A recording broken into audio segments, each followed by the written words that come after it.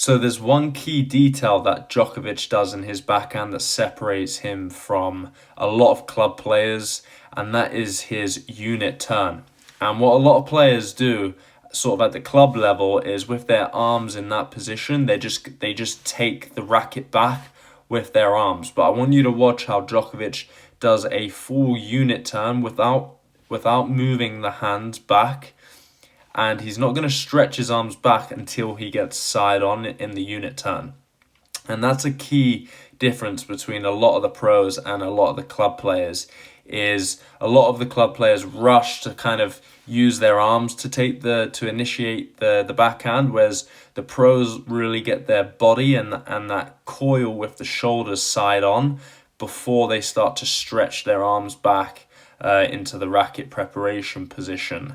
And that's exactly what I break down for a lot of players in my video analysis coaching. So if you're interested in more tips like that, just head over to the link in my bio.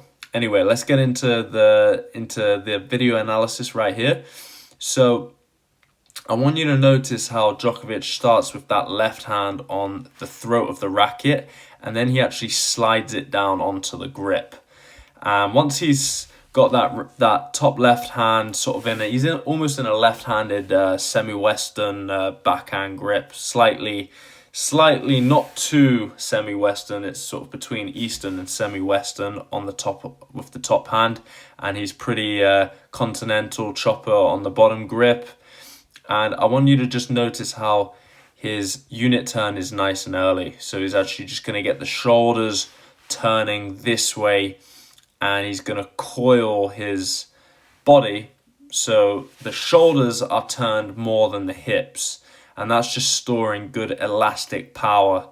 And you can see how that left foot got turned nice and early. So if I just highlight the left foot there, if I highlight that, you can see how he turns it out straight away to get it side on. You can see that with this leg, he starts to step forward into that position, and as he's side on, so as the racket gets there, you can it's still in line with almost his chest there. So he's not taking the racket back with his arms too early. Once he gets side on, so once both feet are side on here, you can see this is when he starts to stretch his bottom arm. He starts to stretch the right hand back there, and he gets a little bit of pre-stretch going through the shoulder, and he's definitely coiling a lot of energy in his core in that position. And we can see how the left arm is quite relaxed, but there's a slight bend in that left arm. It's not locked out and it's not dead straight. And he's got the tip of the racket facing up, so he's just supporting the tip of the racket up. A lot of club players tend to either have it too high or too low. So I want you to see how, if I draw a line through his shoulder line, it's always a good place to draw the line, because you can see actually how high that racket is, and you can see the tip of the racket is sort of just above that line, but it's not gone above his head. You'll see a lot of club players get that racket way too high, and we can see how the strings are now side on. So you can think about waving to the crowd with that left hand, almost use that left hand to get the strings pointed to the side fence or the side of the court. And just be nice and relax with this left arm. Don't be too tense there, but you should be feeling like there's a pre-stretch and you're storing a fair bit of energy through this arm. You should feel like that is stretched back, and it's almost like an elastic band. When you stretch it back, it's ready to fire. But that's not the source of his power. The source of his power is definitely through his shoulder rotation and the core and the energy that he's storing with his core from the unit turn and coiling the shoulders. So we can see also he's got a nice wide base with his feet. A lot of club players will be quite narrow with their stance, so you can see his feet are wide. He's got a nice athletic base here. It's almost like, I like to draw sort of like a pyramid. We can see like that. He's got a nice wide base pyramid stance. And this is where it comes to the next phase. That just allows his body weight to make sure he's always slightly leaning forward and he's not going to get pushed back by that incoming ball. The lower and stronger you are in those legs, the less likely you're going to be to get pushed back. So the next thing that we're going to look at here is the racket drop phase.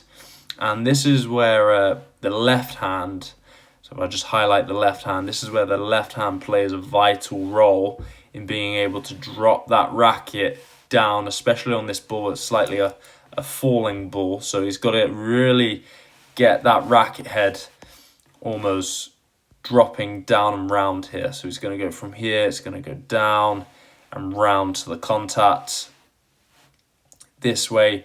And like I said, if I draw a bar through his hips, you can see how, if I draw a line there through the hips, you can see how he starts above that line and the racket is dropping. And what Djokovic is most likely feeling here is this left hand is doing most of the work here. So he's really using that left arm to get the tip of the racket. You can see how the tip of the racket is now pointing down towards the ground.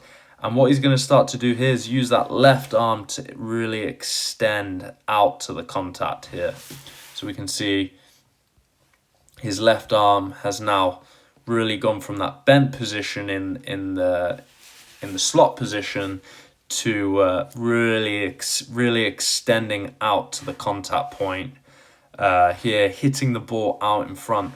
And that's another thing a lot of club players tend to do. You can see how Novak's got, a good distance in his contact point here from his body. So if I just draw from his arm, we can see how far out in front, even on a low ball, that he is making the contact. Whereas what a lot of club players tend to do, especially on a low ball, they get jammed a little bit too close to their body, and that's where they struggle to get the spin and the height over the net, or they tend to hit a little bit late because the left arm gets a little bit jammed. So the next thing I want you to look at here is after the contact, how he drives through the ball.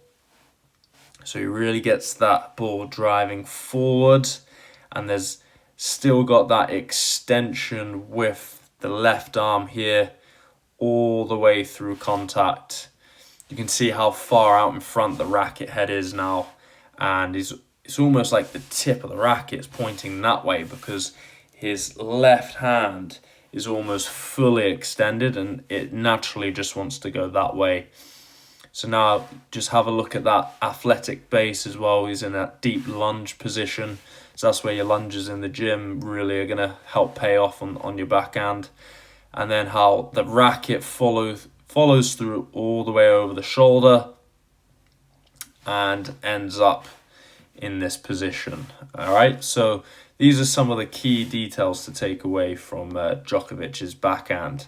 One thing a lot of beginners or club players get wrong is when they get to this position, sometimes what I've seen with some players is the back foot, they like to kind of step.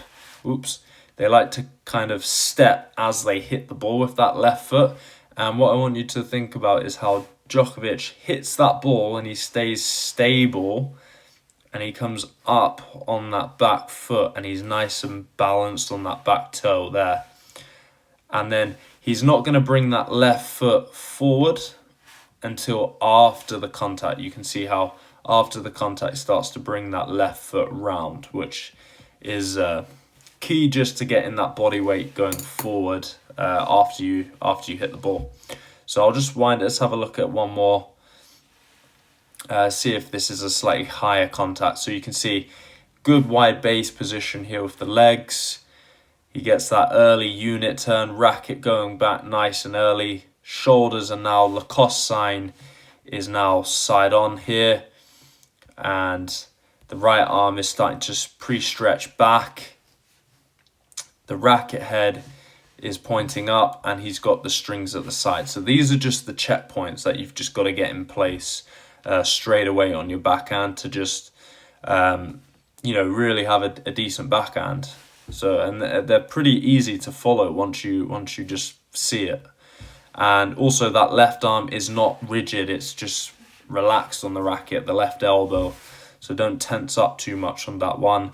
And now once he's in this position, he gets there. He gets to this set position. I call this whole position set position. Arm stretched back, left arm here, racket head pointing up. And he's basically in this position before the ball bounces on his side of the court. So that's how quick you have to be able to do this. You can't kind of wait until the ball bounces. You've got to get there before the ball lands on your side of the court so that you're going to have time to strike that ball out in front. Now once you're here, athletic, wide base, you can see he's got the pyramid stance again. So you really got to get those legs nice and wide and stable. And now from here, this is where left hand is just going to take over, and you're really going to use that left arm to start to drop the racket all the way round through to the contact point.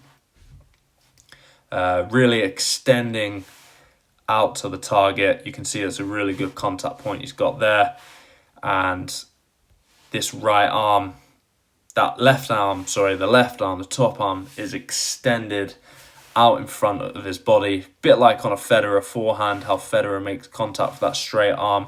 And now he's just driving all the way through contact. You can see how much extension he's getting with these arms here. So it's not, some club players get sort of tucked up and that elbow's got a bend in there and they just don't get the power they're after. So you can see how he's really using also his core. You can see how the rotational, the power's coming from the ground, through the hips, through the core, and then out into the racket. You can see how the whole kinetic chain is working on Novak's backhand, and that's why it's one of the best of all time.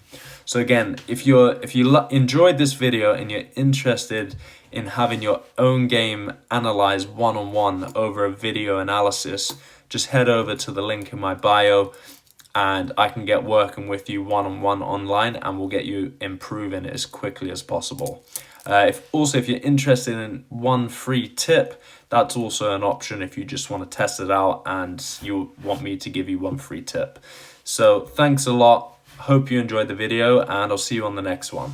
Thanks again.